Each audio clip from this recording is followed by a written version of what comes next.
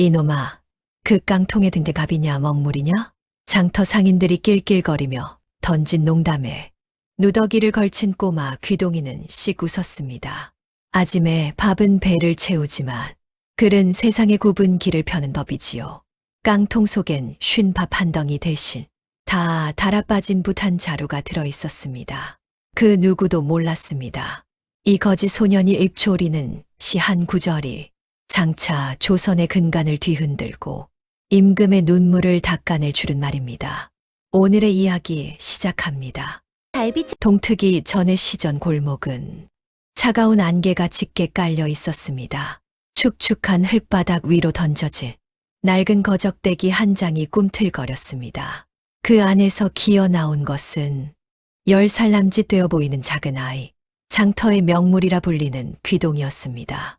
아이는 일어나자마자 습관처럼 품속 깊은 곳을 더듬거렸습니다.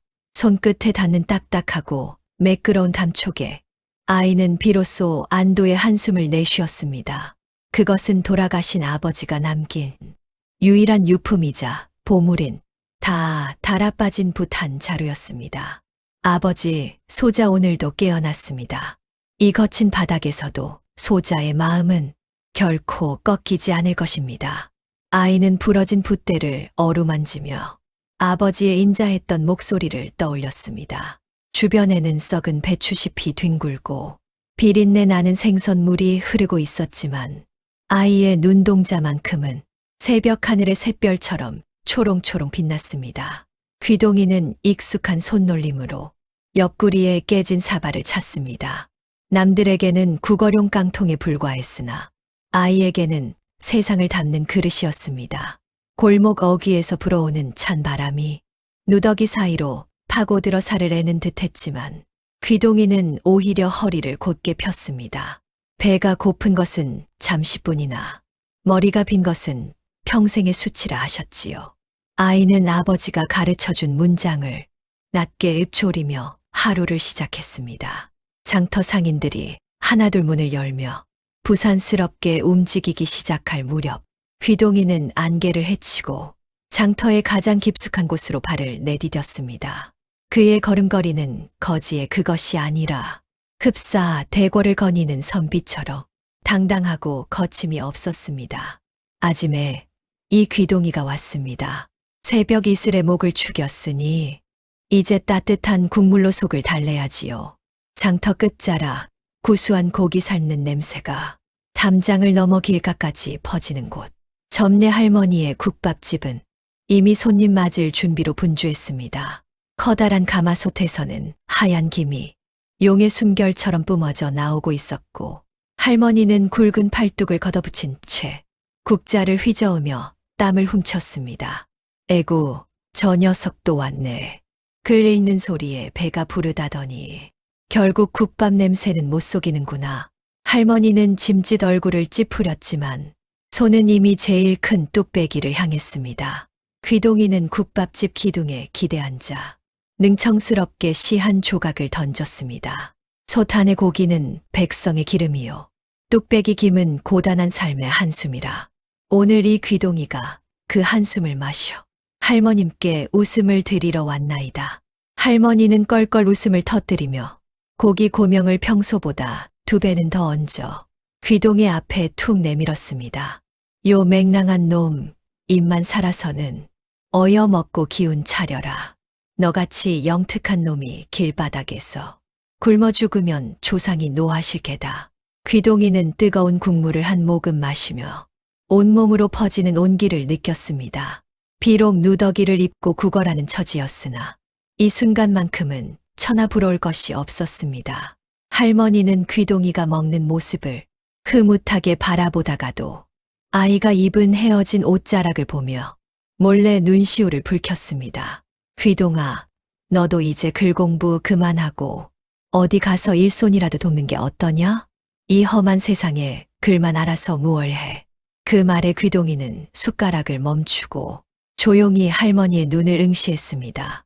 아짐에 눈이 있어도 보지 못하고 입이 있어도 말하지 못하는 것은 짐승과 다를 바가 없습니다. 저는 사람이 되기 위해 글을 읽는 것입니다. 아이의 단호한 대답에 할머니는 더 이상 말을 잇지 못하고 그저 아이의 머리를 거칠게 쓰다듬었습니다. 배를 든든히 채운 귀동이가 장터로 나서자 여기저기서 아이를 찾는 목소리가 들렸습니다. 귀동아, 이리 좀 와보렴. 이 장부가 도무지 맞질 않는구나. 포목점 박씨 아저씨가 땀을 뻘뻘 흘리며 복잡하게 적힌 종이를 내밀었습니다. 비단 3필의 무명 10필, 거기에 객주에게 떼어줄 수수료와 나라에 바칠 세금까지 얽힌 난제였습니다. 귀동이는 사발을 내려놓고 잠시 두 눈을 감았습니다. 주변의 시끄러운 흥정 소리도 짐꾼들의 거친 숨소리도 아이의 귀에는 들리지 않았습니다. 오로지 머릿속에서 수만 개의 숫자가 알알이 박힌 주파날처럼 튀어 올랐습니다. 순간 아이의 감은 눈꺼풀 아래로 정확한 숫자가 한 줄기 빛처럼 스쳤습니다. 세냥 3전 5푼입니다. 아저씨, 저번 달보다 세금이 올랐는데도 박씨 아저씨 이익이 5푼 더 남았네요. 계산이 틀린 게 아니라 아저씨가 장사를 너무 잘하신 겁니다. 귀동이가 눈을 뜨며 시원하게 답하자 박씨 아저씨의 얼굴에 화색이 돌았습니다. 세상에 어쩌면 이렇게 빠르냐? 내 이 굼뜬 머리로 한 시즌을 알았는데 너는 숨 한 번 쉬는 사이에 끝내는구나. 옆에서 구경하던 상인들도 박수를 치며 감탄을 금치 못했습니다. 누군가는 엽전 한 푼을 던져주고 누군가는 먹다 남은 떡 하나를 건넸습니다. 귀동이는 받은 엽전을 소중히 챙겼지만 그 돈으로 자신을 위해 무언가를 사지 않았습니다. 아이는 장터 구석에서 떨고 있는 병든 강아지에게 만두 반쪽을 던져주었습니다. 너도 나처럼 의지할 곳이 없구나. 그래도 살아라. 살아야 기회가 온다. 어린아이의 입에서 나온 말이라고는 믿기지 않을 만큼 무거운 진심이었습니다. 상인들은 그런 귀동이를 보며 대견해하면서도 한편으로는 가슴 아파했습니다. 저 천재적인 머리를 가지고도 신분의 벽에 막혀 평생을 길바닥에서 보낼까 걱정되었기 때문입니다. 평화롭던 장터의 정적을 깬 것은 멀리서 들려오는 불길한 말발굽 소리였습니다. 두두두두 지면을 울리는 그 소리에 상인들의 얼굴이 순식간에 굳어버렸습니다. 온다. 그자가 또 온다. 누군가의 비명 섞인 외침과 동시에 장터 입구에는 화려한 비단옷을 입은 무리가 먼지를 일으키며 나타났습니다. 바로 이 지역의 실세이자 권력자인 조판서의 외아들 조태식이었습니다. 그는 번쩍이는 금치를 한마 안장에 앉아 거만한 눈빛으로 백성들을 내려다보았습니다. 뒤따르는 하인들은 몽둥이를 들고 상인들의 가판대를 사정없이 걷어찼습니다. 이것들이 어디서 허락도 없이 판을 벌여 오늘부터 자릿세를 3배로 올린다. 조태식의 서슬퍼런 호통에 장터는 순식간에 아수라장이 되었습니다. 점례 할머니가 달려나와 조태식의 말 앞발을 붙잡고 애원했습니다. 나으리, 제발 자비를 베풀어 주십시오. 국밥 한 그릇 팔아 남는 게 없습니다. 3배라니요. 그건 죽으라는 말씀입니다. 할머니의 절규에도 조태식은 눈 하나 깜짝 안 했습니다. 오히려 그는 비릿한 웃음을 지으며 자신의 가죽 장화를 할머니의 어깨에 올렸습니다. 죽기 싫으면 돈을 내야지. 돈이 없으면 몸으로라도 때우든가. 그가 지팡이를 들어 할머니의 가마솥을 내리치려는 찰나였습니다. 잠깐 멈추시지요. 대단하신 나으리. 낮지만 뚜렷한 목소리가 장터에 울렸습니다. 사람들의 시선이 목소리가 들린 곳으로 향했습니다. 그곳에는 누더기를 걸친 작은 아이, 귀동이가 깡통을 든 채 서 있었습니다. 아이의 눈은 평소의 장난기라고는 찾아볼 수 없이 차갑고 날카롭게 빛나고 있었습니다. 조태식은 기가 막힌 듯 헛웃음을 쳤습니다.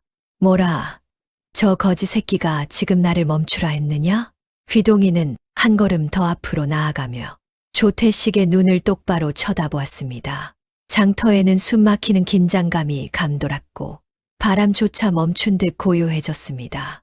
조태식의 거만한 눈빛이 누더기를 걸친 귀동을 향했습니다. 내 이놈, 방금 무어라 했느냐? 감히 어느 안전이라고 주둥이를 놀려 조태식의 고함에 구경하던 백성들은 혹여 불똥이 튈까 뒷걸음질 쳤습니다. 귀동이는 한치의 흔들림도 없이 옆구리에 찬 사발을 들어 올렸습니다. 나으리, 이 빈 사발이 보이십니까? 여기에 담긴 것은 밥이 아니라 이 나라 백성들의 피눈물입니다. 나라의 녹을 먹는 판서 덱자제분이 백성의 기름을 짜서 말을 살찌우니 하늘이 무섭지도 않으십니까? 아비의 복수를 가슴에 묻은 아이의 눈엔 서슬퍼런 도끼가 서려 있었습니다. 조태식은 순간 움찔하며 뒤로 물러났으나 이내 수치심에 얼굴이 불그락 달아올랐습니다. 이 거지 새끼가 미쳤구나. 저놈의 입을 당장 찢어버려라. 그의 명령에 몽둥이를 든 하인들이 귀동을 에워싸기 시작했습니다. 장터의 공기는 얼음장처럼 차갑게 식었고 사람들은 숨을 죽인 채 사태를 지켜봤습니다. 안 됩니다. 우리 귀동이 살려주세요. 그때 가마솥을 지키던 점례 할머니가 맨발로 달려 나와 귀동을 가로막았습니다. 나으리, 이 아이가 배가 고파 잠시 정신이 나간 모양입니다. 제가 대신 사죄드릴 테니 제발. 할머니는 조태식의 바지가랑이를 붙잡고 바닥에 머리를 찌으며 애원했습니다. 하지만 조태식의 분노는 멈추지 않았습니다. 비켜라. 이 더러운 노파야. 그는 할머니를 발로 차서 밀쳐버린 뒤 길길이 날뛰며 국밥집 가마솥을 가리켰습니다. 이 가마솥이 문제로구나. 이딴 천한 음식을 파니까 거지 새끼들이 기어 올라오는 것이지. 조태식의 손짓 한 번에 하인들이 가마솥을 지렛대로 밀어 넘어뜨렸습니다. 챙그랑, 우지끈, 오랜 세월 장터 사람들의 배를 채워주던 거대한 가마솥이 바닥에 나뒹굴었습니다. 뜨거운 고기 국물이 사방으로 튀었고 점례 할머니가 평생 일궈온 삶의 터전이 순식간에 잿더미와 국물 범벅이 되었습니다. 할머니는 쏟아진 국물을 손으로 쓸어 담으며 꺼멓게 탄 바닥에서 통곡했습니다. 내 솥이 깨졌네. 이제 우리 귀동이 밥은 누가 주나. 그 처절한 울음소리가 장터에 메아리 쳤습니다. 조태식은 그것도 모자랐는지 직접 말해서 내려 귀동의 멱살을 잡았습니다. 내 놈이 믿는 게 고작 이 깡통이냐? 그는 귀동의 옆구리에 달려있던 깨진 사발을 빼앗아 바닥에 내팽개쳤습니다. 사발은 산산조각이 났고 그 안에서 귀동이 소중히 간직하던 부러진 붓한 자루가 굴러나왔습니다. 이게 뭐냐? 거지 주제의 붓이라니? 글이라도 읽어서 장원이라도 하려고? 조태식은 비릿한 웃음을 지으며 그 낡은 붓대를 구두발로 짓밟았습니다. 뿌득 소리를 내며 붓이 부러지는 순간 귀동의 가슴 속에서 무언가 터져 나왔습니다. 그것은 아버지가 돌아가시던 날 느꼈던 세상을 향한 거대한 분노였습니다. 하인들이 귀동을 무차별적으로 구타하자 아이의 누더기 한복은 갈갈이 찢겨나갔고 연약한 살결 위로 붉은 핏자국이 베어 나왔습니다. 하지만 귀동은 단 한마디 비명도 지르지 않았습니다.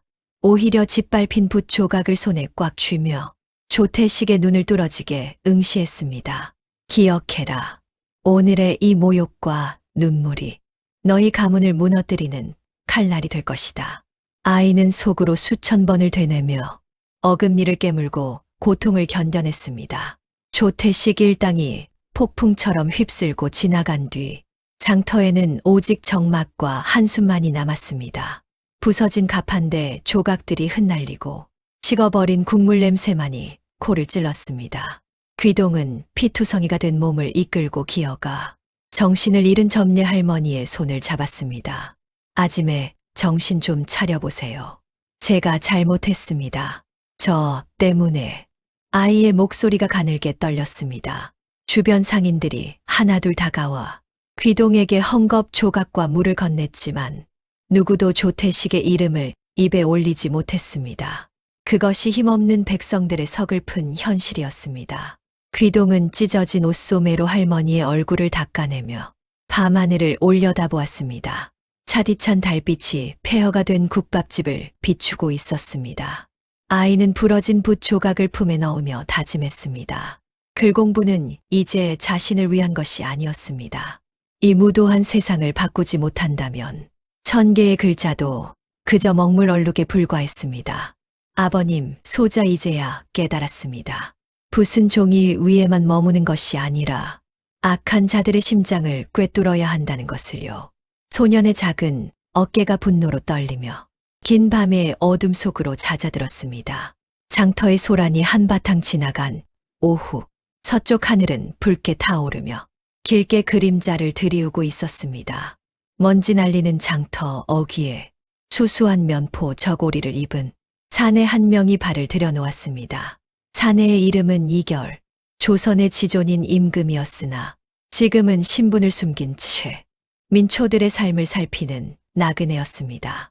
그의 곁에는 낡은 갓을 눌러쓴 충직한 내관 한 명이 그림자처럼 뒤를 따르고 있었습니다.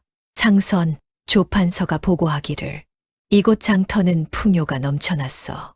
백성들이 태평성대를 노래한다더니 어찌 내 눈에 보이는 것은 눈물과 한숨뿐이란 말이냐? 이결의 목소리는 낮게 깔렸으나 그 안에는 서늘한 분노가 서려 있었습니다. 그의 시선이 멈춘 곳은 가마솥이 박살 나 폐허가 된 어느 국밥집의 마당이었습니다. 이결은 그곳에서 피투성이가 된 채 정신을 잃은 노파를 간호하는 작은 아이를 발견했습니다. 아이는 찢어진 옷 사이로 보이는 상처에도 아랑곳하지 않고 찬물에 적신 헝겊으로 노파의 이마를 정성껏 닦아내고 있었습니다. 이결은 홀린 듯 아이에게 다가갔습니다. 얘야, 어찌하여 일이 되었느냐? 누가 이토록 모진 짓을 했단 말이냐? 임금의 물음에 귀동은 고개도 들지 않은 채 차가운 목소리로 답했습니다. 나라의 녹을 먹는 쥐새끼들이 백성의 뼈가루를 갉아먹으니 이런 일이 벌어지는 것이지요. 나그네님은 옷차림이 정갈하시니 세상 돌아가는 이치를 좀 아시렵니까? 귀동은 비로소 고개를 들어 이결의 눈을 똑바로 응시했습니다. 아이는 품 안에서 부러진 붓 조각을 꺼내 바닥의 잿더미 위에 거침없이 글자를 써 내려갔습니다. 금잔의 향기로운 술은 백성의 피요. 옥쟁반의 맛 좋은 안주는 백성의 기름이라. 촛불 눈물 떨어질 때 백성 눈물 떨어지고 노랫소리 높은 곳에 원망 소리 높았어라. 글자를 다 적은 귀동은 굵은 눈물을 뚝 떨어뜨리며 이결을 향해 뼈아픈 시 한 술 읊었습니다. 임금이 눈이 멀어 간신을 믿으니 백성의 등골이 휘는 줄 어찌 알겠습니까? 저 하늘은 푸르건만 조선의 땅은 피로 붉게 물들었나이다. 어린아이의 입에서 나온 절창에 이결은 마치 벼락을 맞은 듯 그 자리에 얼어붙고 말았습니다. 너 방금 무엇라 하였느냐? 이결의 손끝이 파르르 떨렸습니다. 지존의 면전에서 임금을 향해 눈먼 자라 칭하다니 이는 당장 목을 쳐도 모자랄 대역죄였습니다. 하지만 이결의 가슴을 때린 것은 분노가 아니라 참담한 수치심이었습니다. 귀동은 비웃음 섞인 미소를 지으며 부러진 붓 조각을 다시 거두었습니다. 나그네님, 놀라실 것 없습니다. 이것이 장터 바닥의 진실이고 임금님이 보지 못하는 세상입니다. 글 공부한 선비들은 대궐 안에서 꽃놀이 시나 읊고 있겠지만 저희 같은 것들은 흙먼지 속에서 죽음의 시를 쓰고 산답니다. 이결은 아이의 당당한 태도 뒤에 숨겨진 깊고 깊은 한을 보았습니다. 아이는 단순한 거지가 아니었습니다. 문장 하나하나에 뼈가 있고 글자 하나하나에 곡절이 서려 있었습니다. 이결은 떨리는 목소리로 물었습니다. 내 이름이 무엇이냐?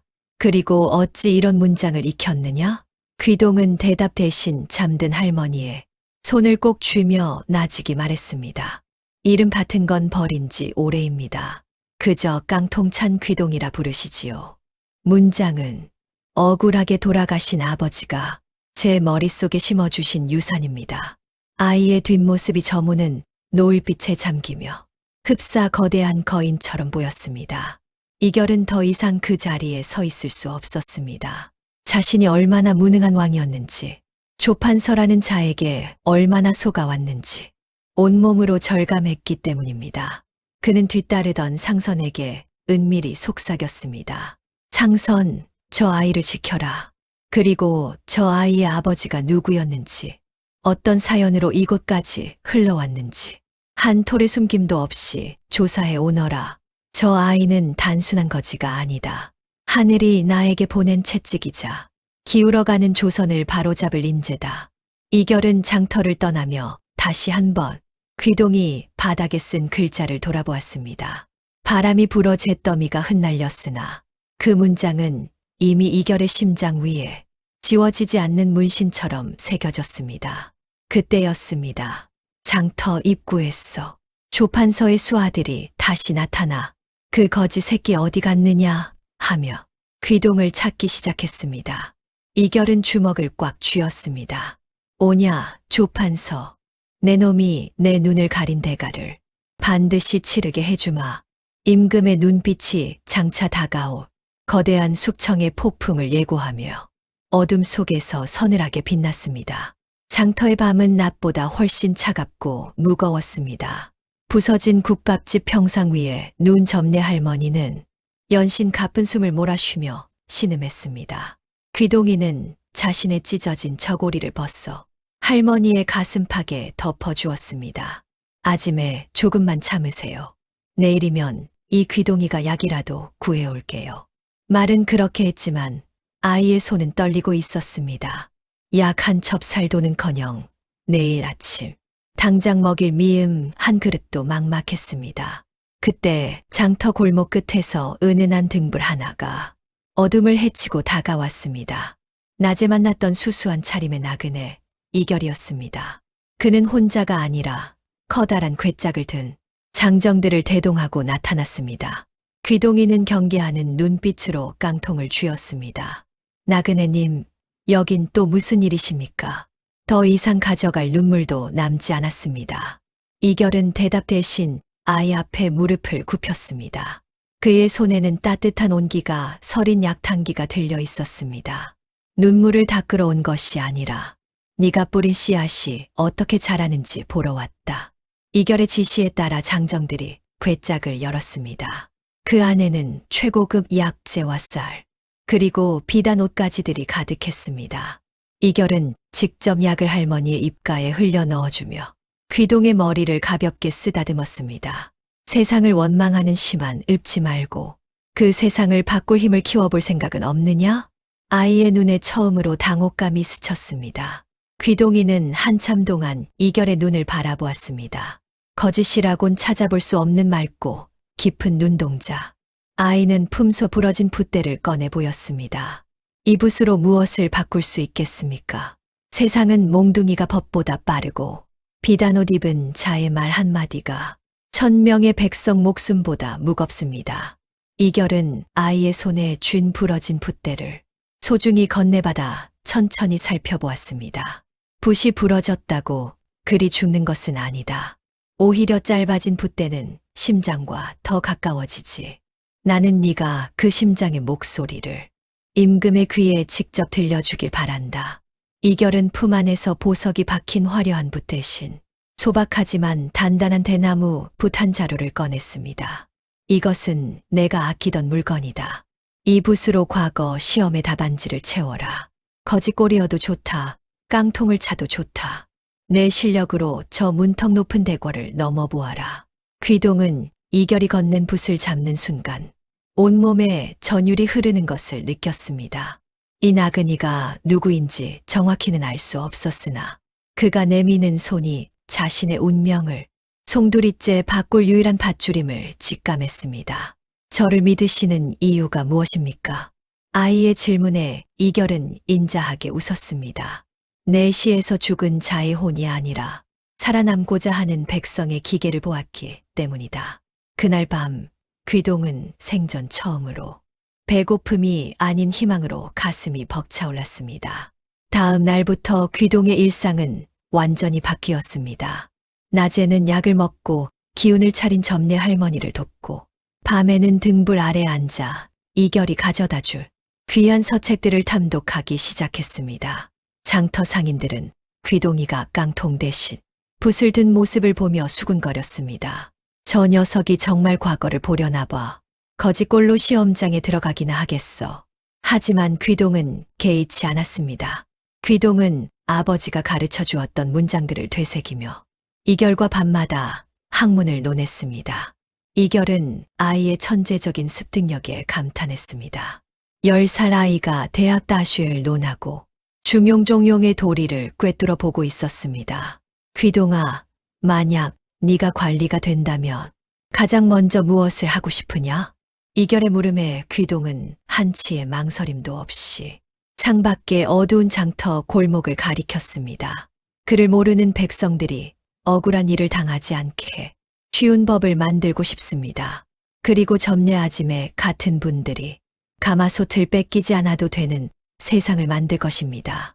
아이의 대답은 소박했으나 그 무게는 천근과 같았습니다. 이결은 고개를 끄덕이며 속으로 다짐했습니다. 이 아이가 장원급제하여 조정에 서는 날, 조선은 비로소 눈을 뜨게 될 것이다. 두 사람은 신분과 나이를 초월하여 하나의 꿈을 공유하는 동지가 되어가고 있었습니다.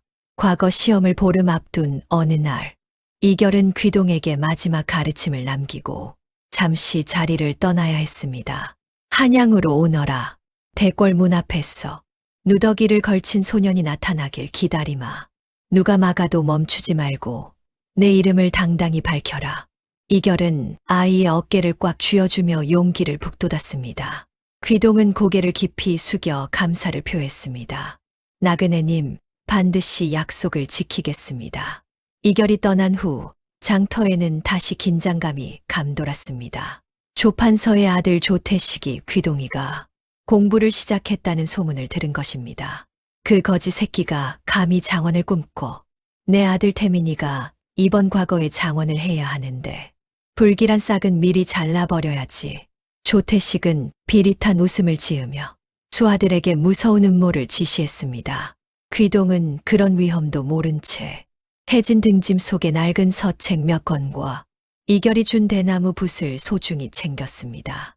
점례 할머니는 귀동의 손에 정성껏 싼 주먹밥 보따리를 쥐어주었습니다. 귀동아, 다치지만 말고 다녀오너라. 장원 급제 안 해도 좋으니 꼭 살아만 돌아와. 할머니의 눈물 어린 배웅을 뒤로하고 거지 소년 귀동은 인생을 건 대장정을 위해 한양을 향해 첫발을 내디뎠습니다. 그의 등 뒤로 노을이 길게 뻗어나가며 거지의 길은 어느덧 전설의 길로 변해가고 있었습니다. 드디어 한양 도성 안 춘당대 광장에는 전국 각지에서 모여든 선비들로 인산이 내었습니다. 희고 깨끗한 도포를 차려입은 유생들 사이로 먼지투성이에 찢어진 누더기를 걸친 작은 꼬마 하나가 당당히 걸어 들어왔습니다. 주변 선비들은 코를 찌푸리며 비웃음을 던졌습니다. 여보게, 저기 좀 보게나. 거지 새끼가 길을 잘못 든 게 분명하군. 시험장 분위기를 흐리다니. 당장 관원들이 저 녀석을 쫓아내지 않고 뭐 하나. 하지만 귀동은 눈 하나 깜짝하지 않았습니다. 옆구리에 찬 낡은 깡통은 달그락거렸지만 손에 쥔 대나무 붓만큼은 불길처럼 뜨거웠습니다. 과거 시험의 문턱을 지키던 포졸들이 몽둥이를 앞세워 귀동을 가로막았습니다. 이놈, 여기가 어디라고 감히 발을 들이느냐? 국어를 하려면 시장통으로 가거라. 그때 귀동은 품속에서 이결이 준 패를 꺼내 보였습니다. 비록 수수한 나무패였으나 그 안엔 임금의 은밀한 약조가 담겨 있었습니다. 포졸들은 의아한 표정으로 길을 내주었고 귀동은 수천 명의 선비들이 지켜보는 가운데 시험장 정중앙 볕이 잘 드는 곳에 자리를 잡았습니다. 시험을 알리는 북소리가 3번 울리고 임금이 직접 내린 시제술 D가 적힌 깃발이 높이 걸렸습니다. 백성의 눈물을 닦는 군주의 도리란 무엇인가? 시제를 확인한 선비들은 당황하며 붓을 들지 못했습니다. 조판서의 압력으로 그동안의 시험 문제들은 꽃이나 달을 노래하는 한가로운 것들이었으나 이번만큼은 이결이 직접 현실적인 문제를 던진 것이었습니다.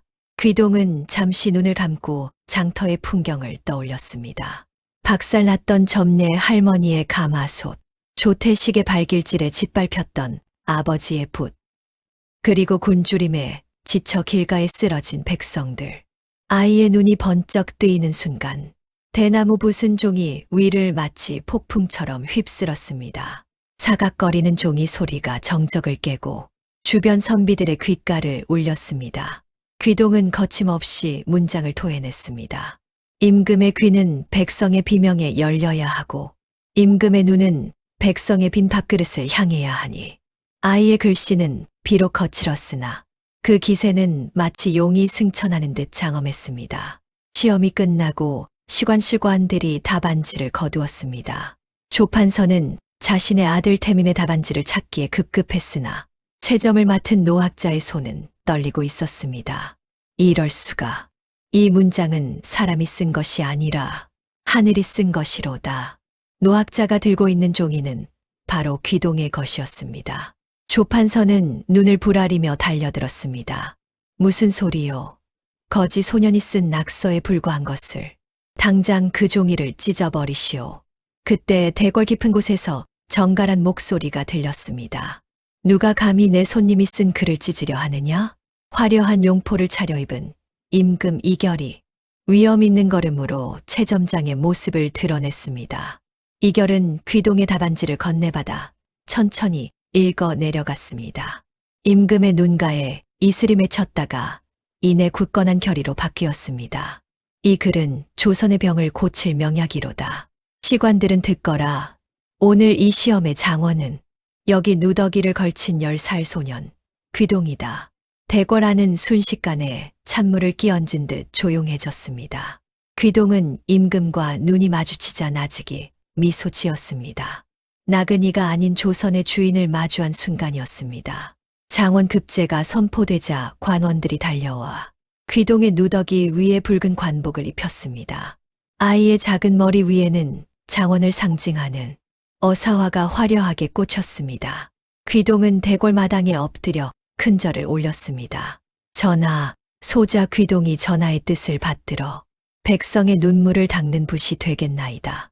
이결은 직접 단상에서 내려와 귀동의 손을 잡았습니다. 기다렸다. 나의 작은 스승이여. 네가 읊었던 시 한 구절이 나를 깨웠으니 이제 네가 이 나라의 기둥이 되어다오.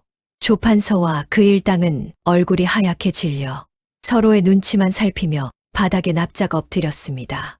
귀동은 어사화를 쓴 채 당당히 고개를 들어 자신을 멸시하던 조판서를 똑바로 응시했습니다. 조판서 어른, 제가 차고 있던 이 깡통은 비어 있었으나 이제 이 안에는 법과 정의를 담으려 합니다. 어르신이 흘리게 한 백성들의 눈물값, 이제 하나하나 계산해 드릴 터이니 기다리십시오. 장터의 거지 소년이 조선 역사상 최연소로 장원 급제의 영광을 안는 순간이었습니다. 이 소식은 바람을 타고 한양 도성 전체로 퍼져나갔고 백성들은 하늘이 우리를 보살피신다며 환호했습니다. 귀동의 인생에서 가장 빛나고 행복한 영화보다 더 영화 같은 한낮의 꿈이 현실이 되었습니다. 어사화를 쓰고 대궐을 나서던 귀동의 앞길에 축복 대신 섯을 펄은 칼날이 가로막았습니다. 장원 급제자 귀동을 부정행위로 체포한다. 저놈을 당장 지하 감옥으로 압송하라. 조판서의 명을 받은 금부도사들이 귀동의 어깨를 거칠게 낚아챘습니다. 방금까지 환호하던 유생들은 겁에 질려 물러났고 귀동의 머리에서 어사화가 땅바닥으로 떨어져 군화 발에 무참히 짓밟혔습니다. 조판서는 비릿한 웃음을 지으며 다가왔습니다. 어린 놈이 감히 나를 가르치려 들어? 내 답안지가 임금의 눈에 든 것은 미리 시험 문제를 빼돌렸기 때문이라는 증좌와 증인이 모두 확보되었다. 이것은 명백한 함정이었습니다. 조판서는 귀동의 짐 속에 미리 가짜 시제를 넣어두고 사전에 매수한 시관을 통해 허위 자백을 받아낸 것입니다. 귀동은 분노로 몸을 떨며 소리쳤습니다. 이것이 당신들이 말하는 법도입니까? 진실은 감옥 창살로 가릴 수 없는 법입니다. 귀동은 빛 한 점 들지 않는 지하 감옥, 물기가 뚝뚝 떨어지는 구석에 던져졌습니다. 화려한 관복은 갈갈이 찢겨 다시 누더기가 되었고 아이의 작은 몸에는 무거운 착고가 채워졌습니다. 귀동아, 들리느냐? 네가 믿던 그 나그네. 아니 임금님도 지금은 힘이 없느니라. 내가 조정을 장악하고 있는 한 너는 여기서 쥐도 새도 모르게 죽게 될 것이다. 조판서의 목소리가 감옥 벽을 타고 음산하게 울렸습니다. 귀동은 차가운 바닥에 웅크린 채 점례 할머니와 아버지를 생각했습니다. 여기서 포기하면 아버지는 영영대역 주인이 되고 아지매의 가마솥은 다시는 끌지 못하겠지. 귀동은 피가 맺힌 손가락을 펴서 감옥 바닥에 흙을 긁어모았습니다. 아이는 두려움에 떠는 대신 어둠 속에서도 머릿속에 맴도는 문장들을 하나둘 정리하기 시작했습니다. 절망이 깊을수록 아이의 눈동자는 더욱 형형하게 빛나고 있었습니다. 며칠간 이어진 고문과 굶주림으로 귀동의 육체는 한계에 다다랐습니다. 하지만 아이는 포기하지 않았습니다. 간수가 버리고 간 다 탄수덩이 하나를 발견한 귀동은 감옥의 하얀 벽면을 향해 기어갔습니다. 종이가 없으면 벽에 쓸 것이요. 먹물이 없으면 내 피로 쓸 것이다. 아이는 떨리는 손으로 벽면에 글자를 새기기 시작했습니다. 그것은 단순한 글이 아니라 조판서의 비리와 수탈 내역, 그리고 백성들이 겪고 있는 고통을 숫자와 데이터로 증명한 진실의 기록이었습니다. 귀동은 자신이 장터에서 보았던 모든 것, 조판서의 아들이 가마솥을 부순 날부터 그들이 가로챈 세금의 액수까지 천재적인 기억력을 동원해 적어 내려갔습니다. 숯검댕이 묻은 아이의 손가락 끝에서 조선 사대부 그 누구도 쓰지 못한 가장 치열하고 뜨거운 문장이 피어올랐습니다. 한편 침전에서 귀동의 소식을 들은 이결은 분노로 탁자를 내리쳤습니다. 조판서, 내 놈이 끝내 내 인재를 죽이려 드는구나. 내가 힘이 없어 지켜보고만 있는 줄 아느냐? 이결은 조판서의 세력이 너무나 비대하여 섣불리 움직였다간 귀동의 목숨이 위험함을 알고 있었습니다. 그는 밤중에 내관을 불러 은밀한 전가를 내렸습니다. 장터의 상인들을 모아라. 귀동이가 구해준 박씨 아저씨, 국밥집 점례 할머니를 대궐 앞으로 불러라. 법이 인재를 구하지 못한다면 백성의 목소리가 대궐 담장을 넘게 하리라. 임금의 명령에 따라 어둠 속에서 수많은 횃불이 하나둘 켜지기 시작했습니다. 지하 감옥의 귀동과 대궐 안의 임금, 그리고 장터의 백성들이 하나의 선으로 연결되는 순간이었습니다. 운명의 시간은 다가오고 있었고 내일 아침이면 누군가는 피의 대가를 치러야 했습니다. 동이 트기 전 한양대궐 정문 앞은 이미 수천 개의 횃불로 대낮처럼 밝았습니다. 임금 이결의 은밀한 전가를 받은 박씨 아저씨와 장터 상인들, 그리고 몸조리를 하던 점례 할머니까지 모두가 한 목소리로 울부짖고 있었습니다. 장원 급제자 귀동이는 무죄다. 백성의 고혈을 짠 조판서를 처단하라. 대궐 안에서는 조판서가 당황한 기색을 숨기며 임금 이결 앞에 머리를 조아리고 있었습니다. 전하, 저 무지몽매한 백성들의 소란을 당장 군사를 동원해 진압하셔야 합니다. 부정행위를 저지른 거지를 옹호하다니 나라의 기강이 무너지는 일입니다. 이결은 용상에 앉아 차가운 눈빛으로 조판서를 내려다보며 나직이 입을 열었습니다. 기강이 무너진 것은 백성의 외침 때문이 아니라 조정의 대신이 임금의 눈을 가렸기 때문이다. 여봐라, 당장 감옥에 갇힌 귀동을 이곳 친국장으로 압송하라. 금부도사들이 지하 감옥의 문을 열었을 때 그들은 눈앞에 펼쳐진 광경에 벌린 입을 다물지 못했습니다. 온몸이 피투성이가 된 귀동이가 숫덩이를 손에 쥔 채 쓰러져 있었고 그 주위 감옥 벽면에는 빼곡하게 검은 글자들이 소용돌이치고 있었습니다. 그것은 조판서가 지난 10년간 저지른 세금 횡령과 수탈의 장부 그 자체였습니다. 이것을 전하께 전해 주십시오. 귀동은 간신히 정신을 차리고 숯검댕이 묻은 손으로 벽을 가리켰습니다. 상인들의 장부를 암산하며 익혔던 데이터와 아버지가 돌아가시기 전 남긴 기록들이 아이의 천재적인 기억력과 결합하여 완벽한 증거 자료가 되어 있었습니다. 도사들은 벽면의 내용을 종이에 옮겨 적으며 그 치밀함과 정확함에 온몸에 소름이 돋았습니다. 누더기를 걸친 아이의 붓끝은 어떤 칼날보다 날카롭게 아기 심장을 이미 꿰뚫고 있었던 것입니다. 친국장에 끌려온 귀동은 초란 몰골이었으나 그 기계만큼은 태산과 같았습니다. 임금 이결은 귀동이 감옥 벽에 남긴 증거들을 신료들 앞에서 낭독하게 했습니다. 몇 년 몇 월 며칠 조판서는 강원도 곡물 500섬을 빼돌려 사가에 채웠다. 또한 장터 상인들에게 법에도 없는 자릿세를 거둬들여 가문을 살찌웠다. 숫자 하나하나가 낭독될 때마다 조판서의 얼굴은 잿빛으로 변해갔습니다. 전하, 저것은 모두 거짓입니다. 거짓 꼬마의 헛소리에 선동당하지 마옵소서. 조판서가 비명을 지르며 발악했지만 이결은 용상에서 일어나 호통을 쳤습니다. 닥쳐라. 내 이미 암행을 통해 이 아이의 말이 진실임을 확인하였다. 또한 이 아이의 아버지는 내 놈의 모함으로 억울하게 죽은 청렴한 관리였음도 밝혀냈다. 이결의 불호령이 떨어지자마자 금부도사들이 조판서와 그 수하들의 관복을 벗기고 포박했습니다. 진실이 어둠을 뚫고 찬란하게 빛나는 순간이었습니다. 조판서 일당이 압송되는 것을 지켜보며 귀동은 비로소 긴 한숨을 내쉬었습니다. 10년을 가슴에 묻어두었던 한이 뜨거운 눈물이 되어 뺨을 타고 흘렀습니다. 아버지, 보셨습니까? 이제야 아버님의 성함 뒤에 붙은 역적이라는 무거운 딱지를 떼어낼 수 있게 되었습니다.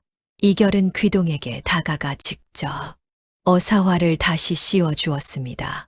귀동아, 너는 단순히 과거에 급제한 것이 아니라 이 나라의 썩은 뿌리를 뽑아낸 영웅이다. 이제 감옥의 벽이 아니라 대궐의 정당했어. 네, 그 놀라운 재능을 펼쳐 보이거라. 친국장 밖에서 대기하던 백성들은 귀동이 무사히 걸어 나오는 모습을 보고 천지가 진동할 듯한 만세를 불렀습니다. 점례 할머니는 귀동을 껴안고 오열했습니다.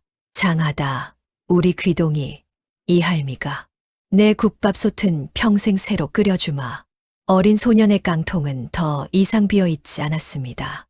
그 안에는 백성의 희망과 임금의 신뢰, 그리고 정의라는 묵직한 가치가 가득 채워졌습니다.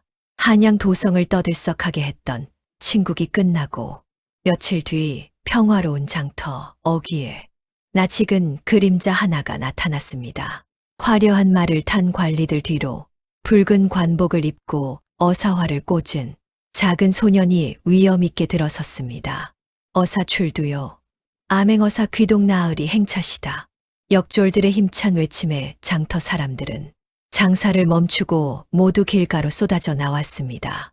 누더기를 입고 구걸하던 꼬마가 나라의 정치를 논하는 어사가 되어 돌아오자 상인들은 제 눈을 믿지 못하고 눈물을 훔쳤습니다. 귀동아, 아니, 어사 나으리. 박씨 아저씨는 버선발로 뛰어나왔고 점례 할머니는 덜덜 떨리는 손으로 아이가 입은 비단 관복을 어루만졌습니다. 귀동은 말에서 내려 할머니의 손을 꼭 잡았습니다. 아짐에 제가 약속하지 않았습니까? 반드시 살아 돌아와서 가마솥을 고쳐드리겠다고요. 귀동은 가장 먼저 조태식의 발길질에 박살이 났던 국밥집 마당으로 향했습니다. 그의 손짓 한 번에 역졸들이 커다란 가마솥 하나를 들고 들어왔습니다. 이 솥은 전하께서 친히 하사하신 것입니다. 이제 누구도 이 솥을 뺏을 수 없고 누구도 이 마당의 평화를 해칠 수 없습니다. 귀동의 선포의 상인들은 만세를 불렀습니다. 귀동은 관복 소매를 걷어붙이고 직접 장터 한복판에 자리를 잡았습니다. 어사화는 잠시 옆에 내려놓은 채 그를 모르는 상인들을 불러 모았습니다. 나으리, 저희 같은 것들이 그를 알아 뭐합니까? 어느 상인의 자주 섞인 말에 귀동은 고개를 저었습니다. 그를 알아야 권리를 지키고 그를 알아야 억울함을 풀 수 있습니다. 제가 오늘 이곳에 온 것은 권세를 부리기 위함이 아니라 여러분의 눈과 귀가 되어드리기 위함입니다. 장터는 더 이상 수탈의 현장이 아니라 배움과 희망이 샘솟는 광장으로 변해갔습니다. 귀동은 품속에서 그동안 고락을 함께했던 부러진 붓 조각을 꺼내 보았습니다. 이제 그 붓은 더 이상 숨겨야 할 부끄러움이 아니라 조선을 구한 영광의 상징이 되었습니다. 임금 이결은 귀동을 최연소 암행어사로 임명하며 전국 각지의 부패를 척결하라는 밀명을 내렸습니다. 귀동아, 너의 그 깡통 속에 이제는 백성들의 웃음소리만 담아 오너라. 임금의 당부를 떠올리며 귀동은 붓대에 먹을 묻혔습니다. 아이는 장터 벽면에 커다랗게 글자를 써 내려갔습니다. 민육 민의 빵반, 뺑구 빵닝. 백성은 나라의 근본이니 근본이 튼튼해야 나라가 평안하다. 서투른 꼬마의 장난 같던 글씨는 온데간데 없고 한자 한자의 백성을 향한 진심이 서린 천재 문장과 귀동의 필체가 햇살 아래 빛났습니다. 지나가던 유생들도 그 글귀 앞에 멈춰서서 어린 어사의 깊은 뜻에 고개를 숙였습니다. 귀동은 이제 거지가 아니라 조선의 미래를 짊어진 가장 젊은 거인이었습니다. 노을이 지는 장터 끝자락, 귀동은 점례 할머니가 말아준 뜨끈한 국밥을 예전처럼 개걸스럽게 먹어치웠습니다. 나으리 체하십니다. 천천히 드셔요. 할머니의 핀잔에 귀동은 씩 웃으며 답했습니다. 아짐에 비단 옷을 입어도 이 국밥 맛은 변하지가 않네요. 이 맛을 잊지 않아야 진짜 어사가 아니겠습니까? 아이는 식사를 마친 뒤 다시 말을 위에 올랐습니다. 어둠이 내리는 길목을 향해 나아가는 작은 어사의 등 뒤로 백성들의 축복이 쏟아졌습니다. 누더기 속에 감춰졌던 비범한 재능과 차디찬 바닥에서도 꺾이지 않았던 용기. 거짓 꼬마 귀동의 이야기는 그렇게 전설이 되어 입에서 입으로 대대손손 전해지게 되었습니다. 어려운 시절 우리에게 필요한 것은 화려한 권력이 아니라 진실을 보는 눈임을 소녀는 온몸으로 증명해 보였습니다. 지금까지 이야기 잘 들으셨다면 구독과 좋아요, 댓글 하나만 남겨주세요. 여러분의 응원이 이 귀동이에게는 임금님의 하사품보다 더 큰 힘이 됩니다. 시청해 주셔서 진심으로 감사합니다. 오늘의 이야기 여기서 마칩니다.